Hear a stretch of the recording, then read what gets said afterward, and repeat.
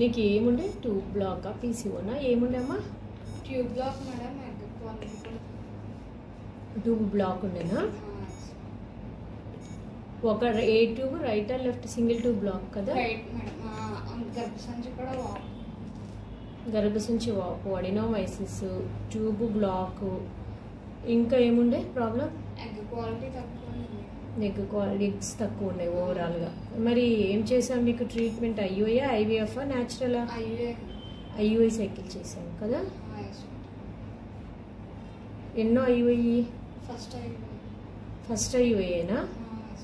First ఐయుఐకి conceive అయ్యారా?